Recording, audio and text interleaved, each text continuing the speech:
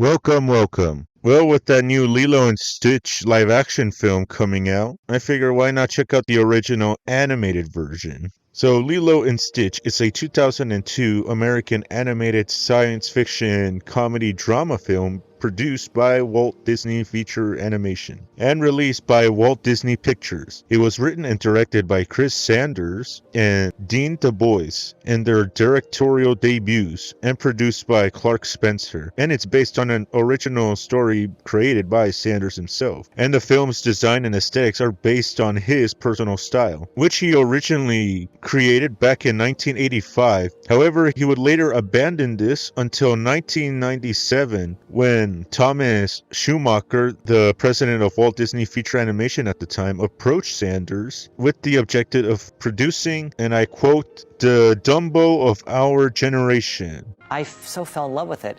I wanted us to make a movie that looked like a Chris Sanders drawing. So with all of that out of the way, let's check it out. So the film begins on the planet Turo, and we see the United Galactic Federation led by the Grand Councilwoman, voiced by Zoe Cadwell, as they convict the evil scientist Dr. Jumba Jokiba, voiced by the late David Alden Steers, of illegal genetic experimentation, which includes our main protagonist, Experiment 626, aka Stitch, voiced by Chris Sanders himself.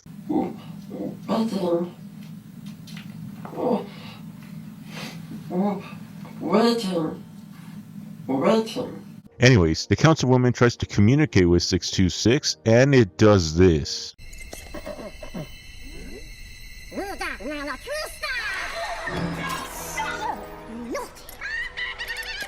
I didn't teach him that. Bullshit. So yeah, that backfired, and so Jumbo is arrested and 626 is sentenced to exile on a deserted asteroid with Captain Gantu, voiced by Kevin Michael Richardson, in charge. But 626 manages to escape and hijacks a space cruiser. Yeah, he took the red one. No shit, Sherlock. And after a badass dogfight, 626 starts the hyperdrive and lightspeeds his way out of Dodge. And the Federation tracks his ass down as he crash lands on Kauai, Hawaii, on the planet Earth. And the Federation was about to commit a global-wide genocide. Luckily, Agent Pleakley, voiced by Kevin Donald, stops it with this reason. Earth is a protected wildlife reserve? Yeah, we've been using it to rebuild the mosquito population. Well, fuck that then. Mosquitoes are fucking assholes. Anyways, Pleakley here is an expert on the planet Earth and suggests that someone goes to catch 626 without interrupting Earth and alerting the humans. And so the Councilwoman offers Jumba the chance to catch 626 in exchange for his freedom, with Agent Pleakley keeping an eye on him. And we get the title card and the opening credits as we are on the island of Kauai, and we meet our other protag, Lilo, voiced by Davy Chase. And we get a banger song with the credits. However, I cannot show or even play the song, but luckily I found an alternative.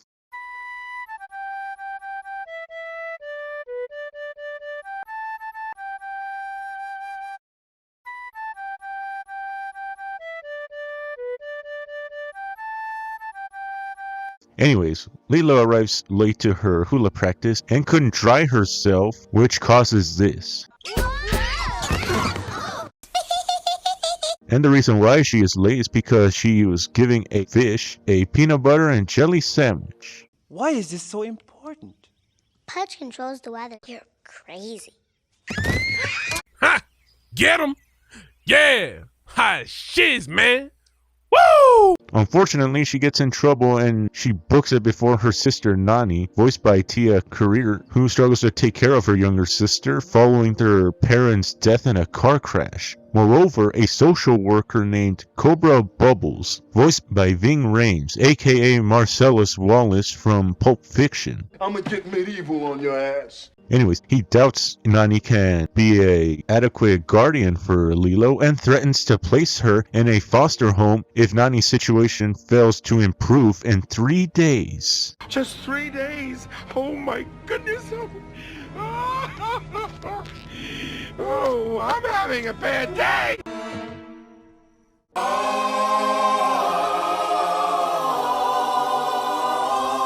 Anyways, both Lilo and Nani get into an argument over the foster care situation, and we get this. Such a pain. So why don't you sell me and buy a rabbit instead? I don't like it because it's stinky like you. Get out of your room! I'm already in my room. Man, I wouldn't want to be that guy. Later on, they eventually make up over their fight, and then they spot a quote-unquote shooting star where Lilo kicks Nani out, and Nani overhears what Lilo is wishing for. I need someone to be my friend. Maybe send me an angel. The nicest angel you have.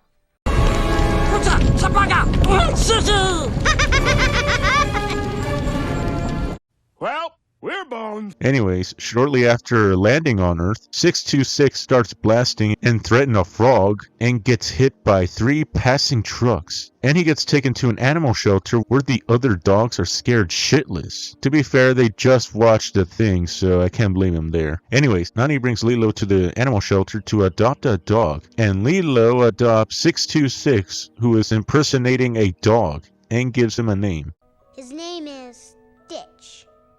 Meanwhile, Jumbo tries to snipe Stitch's ass, but Pleakley stops him and they think of another way to catch his ass. Later on, Lilo spots Myrtle and her friends, and they meet Stitch.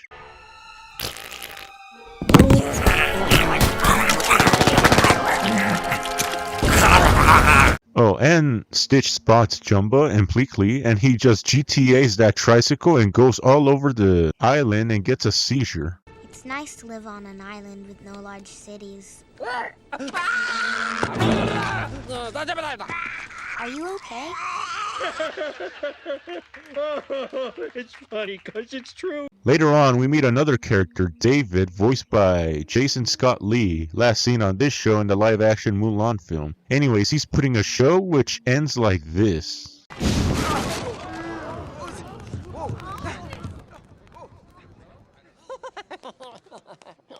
Yeah, and after that shit, Stitch causes chaos at the luau where Nani works, while at the same time trying to avoid being captured by Jumbo and Pleakley. Nani's boss blames Nani for the chaos, and she gets fired. And when they get home, Stitch crashes out and Nani tries to take his ass away, but Lilo stops her. Dad said Ohana means family.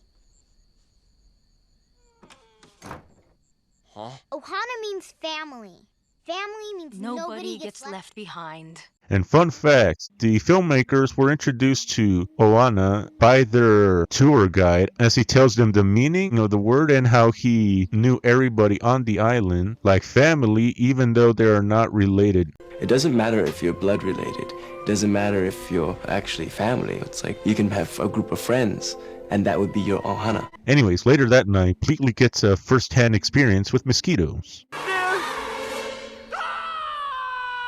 See, I told you they were fucking assholes. Anyway, Stitch gets a midlife crisis as Jumbo states that he was built for the purpose of destruction and doesn't know what to do with his life. Which, not gonna lie, that sounds relatable to me. The next morning, both Lilo and Stitch do this.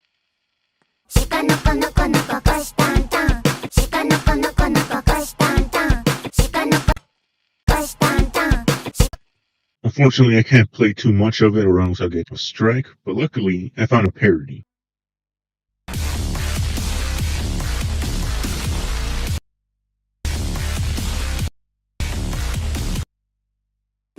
Furthermore, news of Nani's employment reaches Bubbles and Stitch does this. I'm so sorry about that. What is that thing? That's my puppy. And after that, Bubbles orders Nani to find a new job and tells Lilo to teach Stitch to be a model citizen. And despite Lilo's attempts to domesticate Stitch, his antics repeatedly ruin Nani's efforts to find a new job, especially after this scene.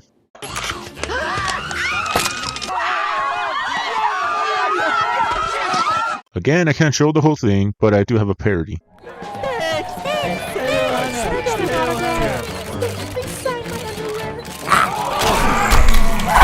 And I just gotta say, the animators were really cooking with the lifeguard here. Like, goddamn, they gave her hip dips and everything. Yeah, she activated some neurons, if you know what I mean. Anyways, after that debacle, David takes Nani, Lilo, and Stitch surfing to forget their troubles. And unfortunately, I cannot show the whole thing because Disney be hating, but I do have a parody.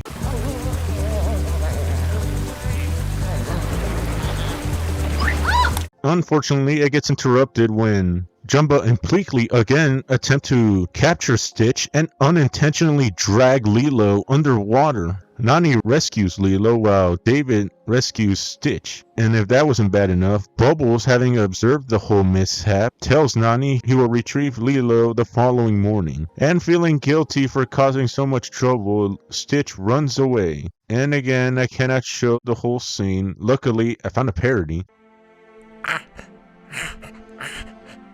I'm lost. Lost. Lost. Anyways, having failed to capture Stitch, the councilwoman fires both Jumba and Pleakley and tasks Captain Gontu to capture Stitch. We're fired. No, we do it my way.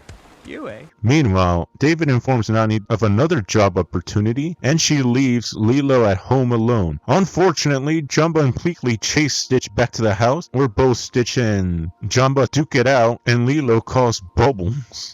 Then, the ensuing fight causes a big-ass explosion that destroys the house. And after Nani gets the job, she returns home after seeing a fire engine driving towards her house. Bubbles arrives to retrieve Lilo, and while both he and Nani argue about Lilo's well-being, Lilo runs away into the forest, and Stitch finds her, where he reveals he is an alien, and shit really hits the fan when Gontu captures them both. Look, I even got you a little snack. What an asshole! Anyway, Stitch manages to escape just as Gontu's ship takes off. Nani confronts Stitch by whooping his ass with a stick.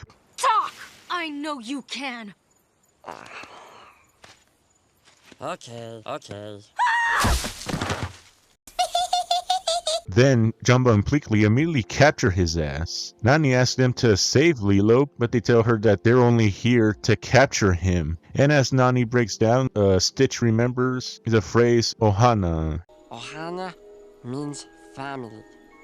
Family means nobody gets left behind. or forgotten. Exactly.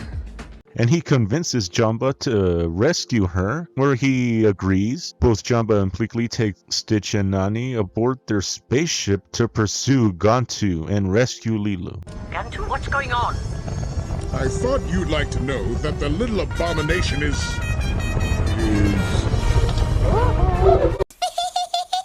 Oh, and fun fact. Originally, this scene in the film involved Stitch and the crew hijacking a Boeing 747 jet, where the plane would later scrape against buildings through downtown Honolulu. However, after the events of 9/11, and with only a few weeks left in production, the climax was reworked by redrawing the plane into a spaceship and the location shifting them to flying through the mountains of Kauai. And you can see that the spaceship's engines does resemble the 747 jet engines. Anyways, Stitch tries to rescue Lilo, but it fails, and so he improvises by hijacking a truck and driving it into a volcano, blasting him into Gontu's ship, and does this. Aloha!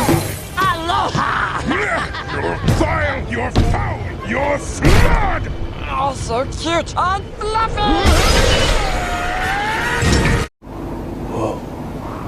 Anyways, Gontu's bitch ass starts blasting his own ship, and Stitch jumps out with Lilo knocking Gontu out cold. And David gets one hell of a surprise. Hey, Lilo! Can you give us a ride to shore? Sure. But I have to make 2 trips.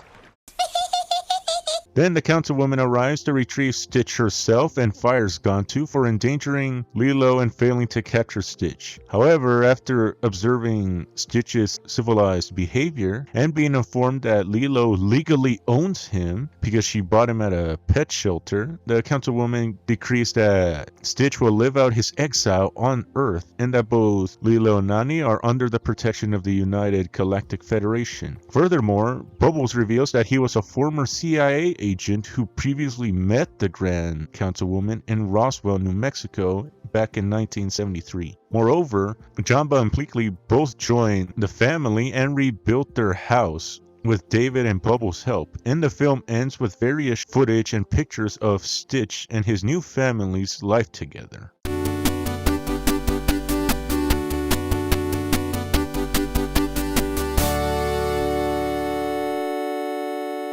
And that was Lilo and Stitch. The film was a critical and box office success, and it was one of only 4 Walt Disney animated features that made its cost back during its original theatrical run. In addition, the film received 3 direct-to-video sequels and a TV series titled Lilo and Stitch the Series. It ran for 65 episodes between September 20th, 2003 to July 29, 2006. And in March 2008, Disney made an anime based on the franchise aimed at the Japanese market titled Stitch, and it ran from October 2008 to March 2011. And in 2017, an English language Chinese animated series based on the franchise was made titled Stitch and IA. And so with all that out of the way, what do I think of the film? Personally, I love it. It is one of my favorite Disney films as the story balances comedy and drama very well, and the action scenes are very well done, as well as the sci-fi elements too. And I have to give a huge shout out to the music made by Alan Silvestri, as it combines both classic American rock music and Hawaiian music, which again are still bangers to this day. And all the characters are memorable in their own way, so much so that they're all fan favorites. And if you don't know, the live action film removed one of them. And again, the animation is gorgeous, as every single frame is beautiful to look at, as the watercolor backgrounds are still good even to this day. So much so that OG fans prefer this one over the live action one, which is no surprise to be honest. So overall, this film is a modern classic, and I would highly recommend it. So I'll give it 5 out of 5 mint chocolate chip ice cream. And that was the video. Don't forget to like, share, and subscribe for more videos just like this. Oh, and if you like my work, support the channel at Ko-Fi. There you can support me with as little as $1 a month, and you can drop suggestions for any future projects you want me to check out,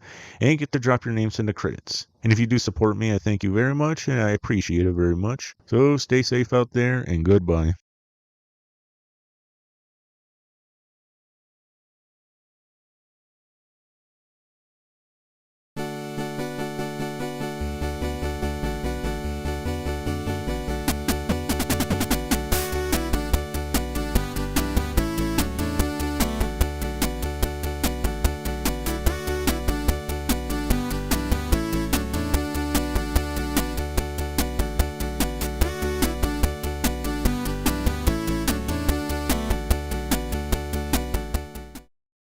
Smarter than 100 supercomputers!